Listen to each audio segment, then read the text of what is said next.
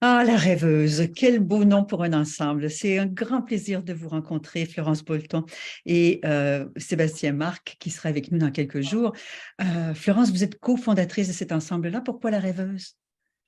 Ah, pour le rêve. Alors, La Rêveuse, c'est une pièce de Marin Marais, un compositeur français de l'époque de Louis XIV, qui jouait de la viole de gambe et donc qui a écrit cette merveilleuse pièce qui est une pièce un peu sur la mélancolie.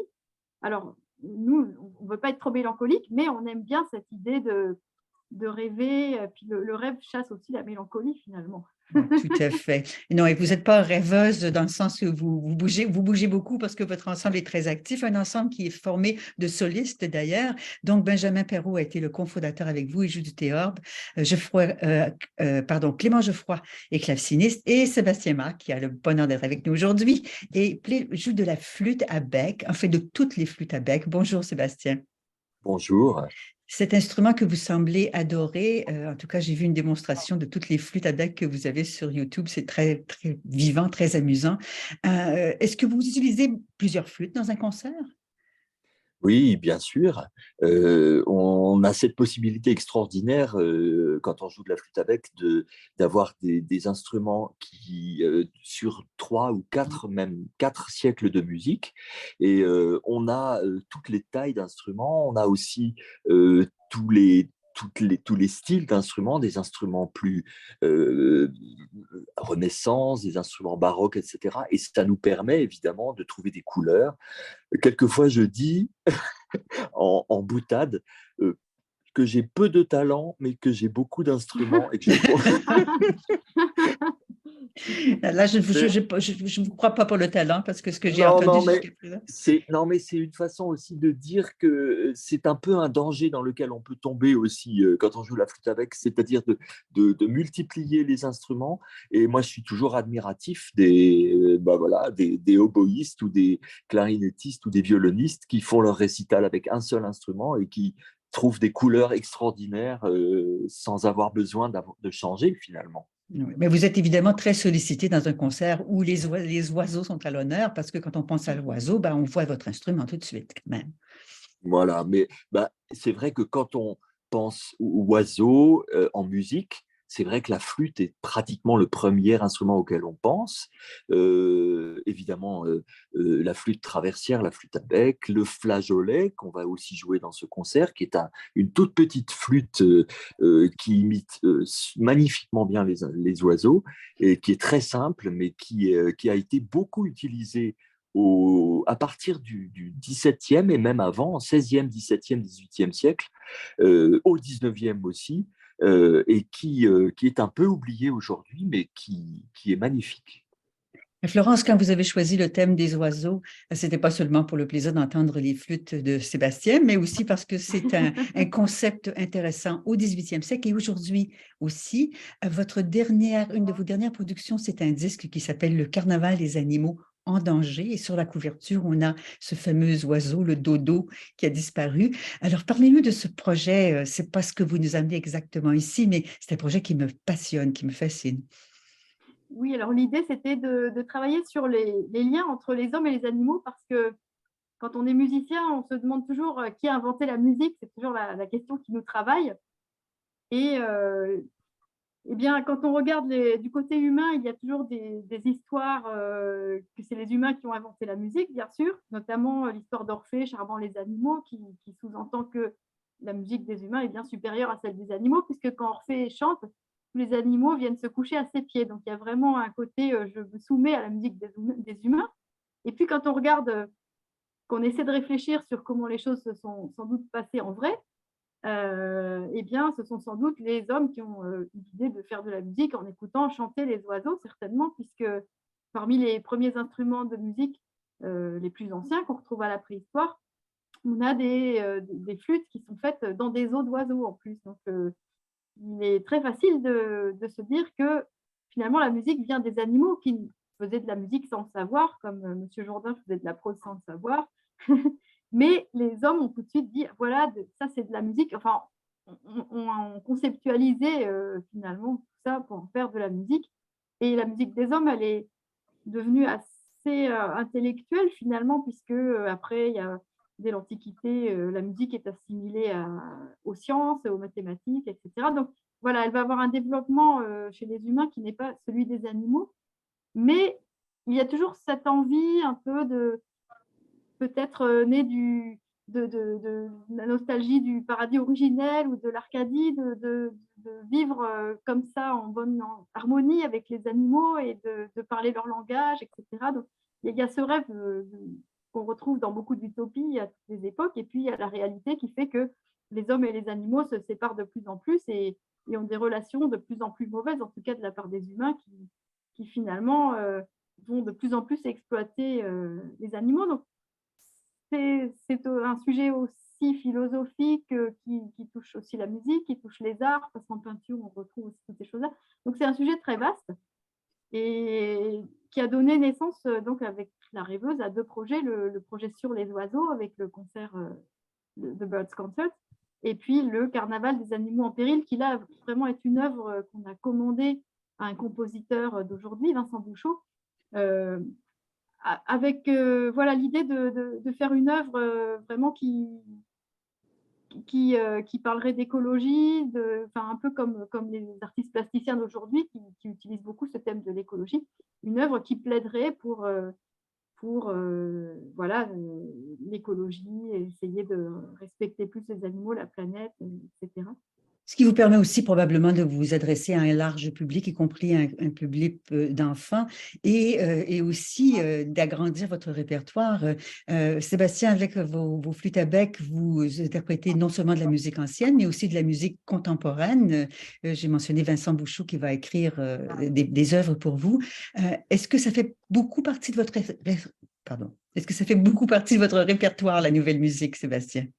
Moi, je crois que c'est absolument indispensable à un musicien de 2023 de jouer la musique de son époque.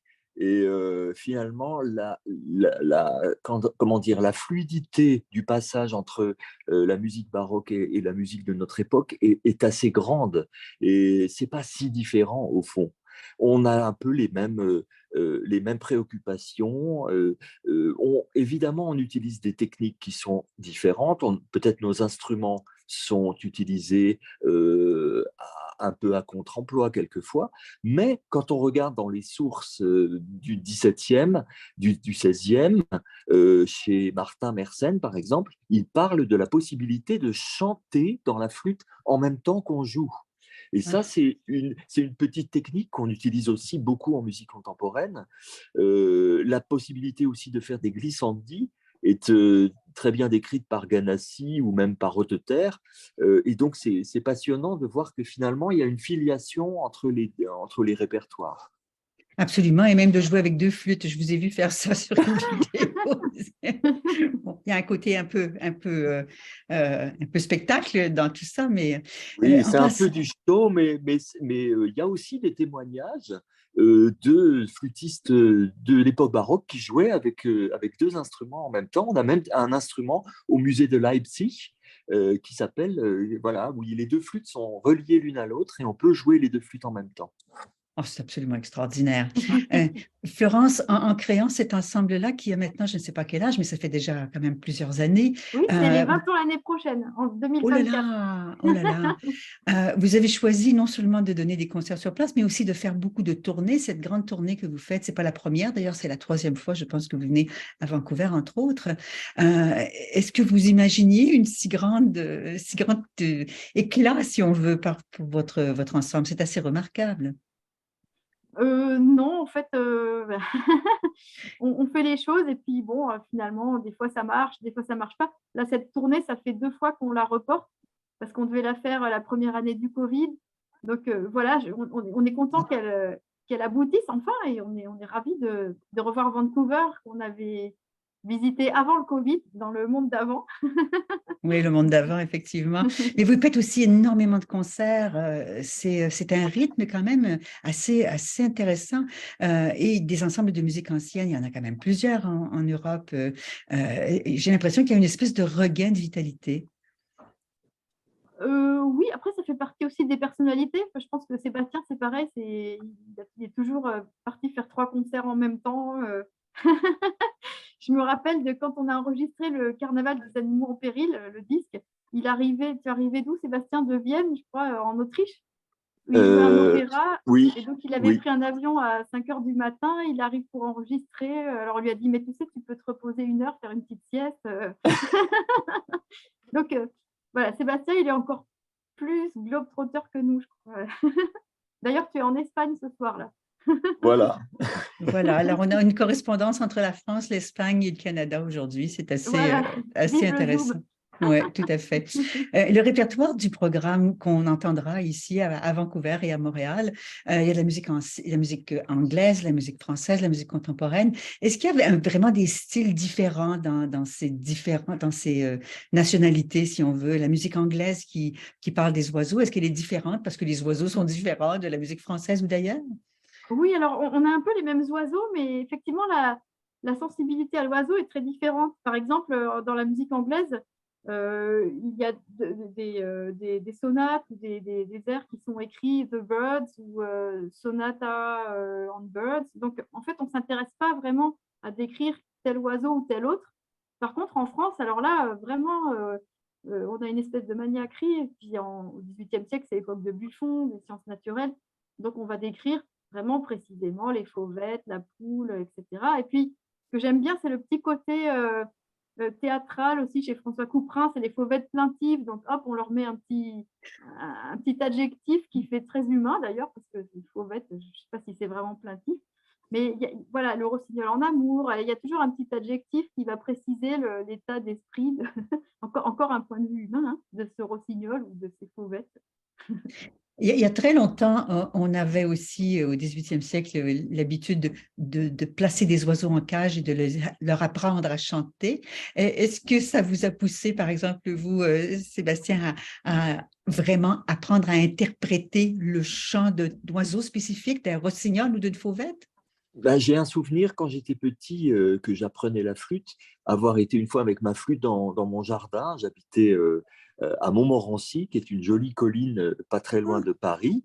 Je sais qu'il y a au À Canada, il y a Québec? des endroits qui s'appellent voilà, Montmorency. Et donc, et je me souviens d'un oiseau. Alors, je pense que c'était un merle. Et les merles, c'est un oiseau très musicien. Et je me souviens que, alors, est-ce que c'est moi qui ai rêvé ou pas, mais je lui ai répondu avec ma flûte et j'ai senti qu'on avait établi un petit dialogue. Voilà, donc c'est vrai que pour les musiciens, on prend évidemment l'exemple d'Olivier Messiaen et de ses cahiers, de ses catalogues d'oiseaux. Et il y a une exposition très intéressante en ce moment à Paris.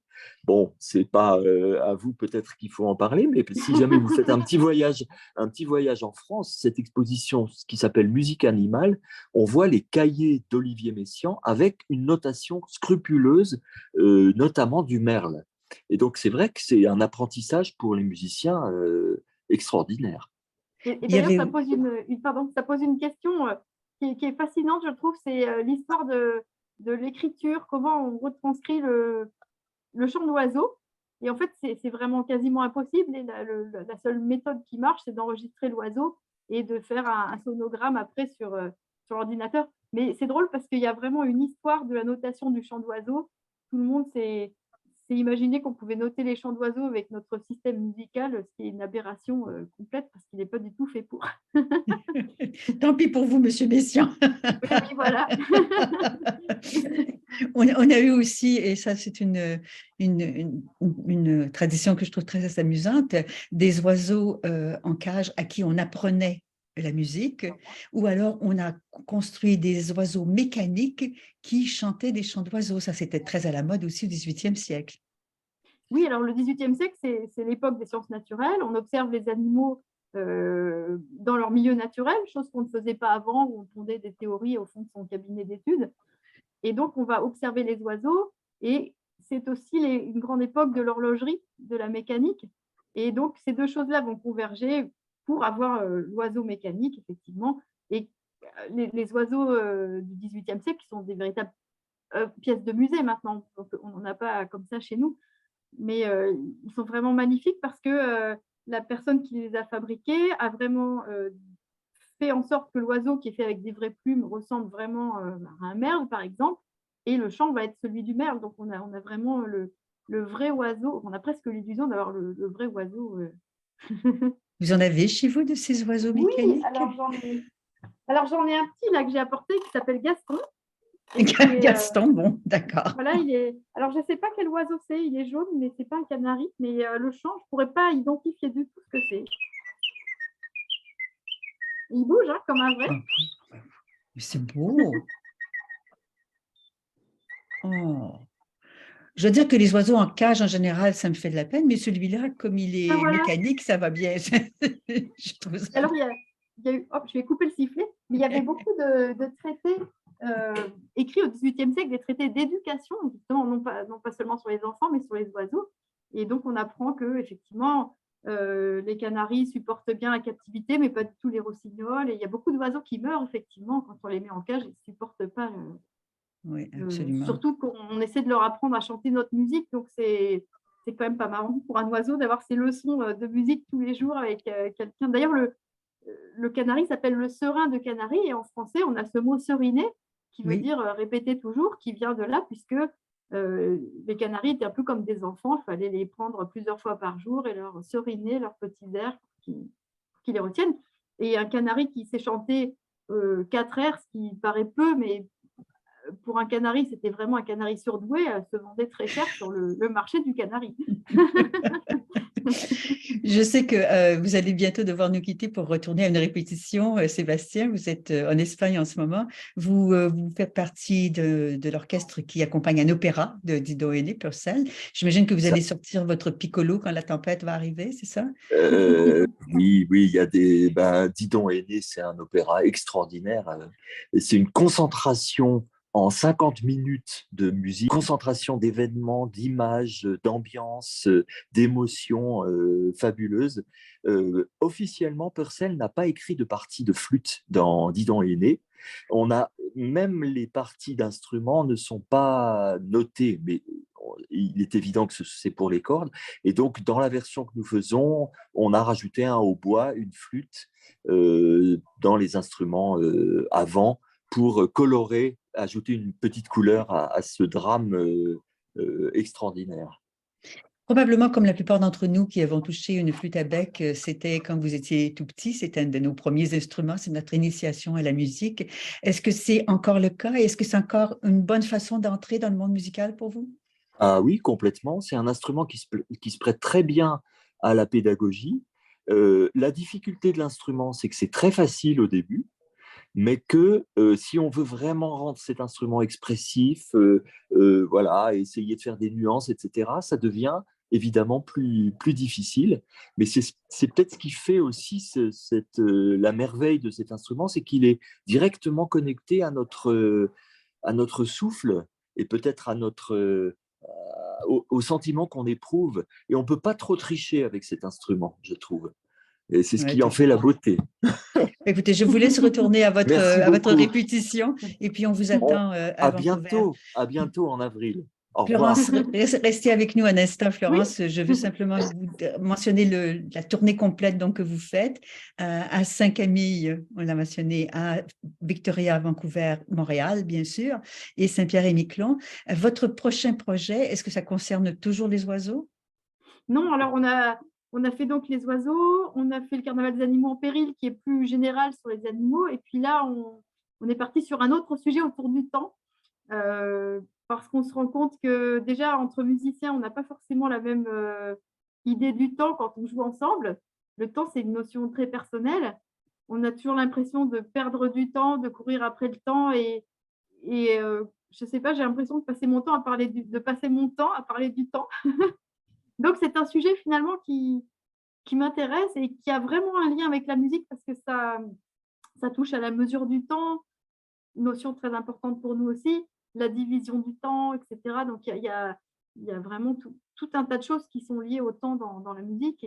Et donc, c'est un gros projet comme les autres qui va mettre 2 ans à infuser, qui sortira en 2024, je pense, avec un programme de concert qui mettra en miroir, comme pour les oiseaux, de la musique ancienne autour de la division du temps, et puis de la musique contemporaine écrite par Vincent Bouchot. Je trouve que le miroir est toujours intéressant à faire. Et puis, il y aura aussi des projets jeunes publics avec un conteur. Et puis, il y aura aussi, dans les musiciens, il y aura une percussionniste parce que je trouve que le temps, c'est vraiment lié aussi Ah oui, à la percussion. Donc, absolument. ça va être un beau projet, voilà, qui est en train de se faire. Alors, probablement que ce sera pour la prochaine tournée. On vous Ah, recevra avec plaisir! avec grand bonheur. Alors, je rappelle que mes invités sont Florence Bolton, la fondatrice de l'ensemble, cet ensemble de solistes, La Rêveuse. Et puis, elle sera donc avec nous, avec Benjamin Perrault, Clément Geoffroy et Sébastien Marc pour ces concerts qui vont se donner d'un bout à l'autre du pays. Merci beaucoup d'être Merci avec nous aujourd'hui, beaucoup Florence, et à très bientôt. et à très bientôt!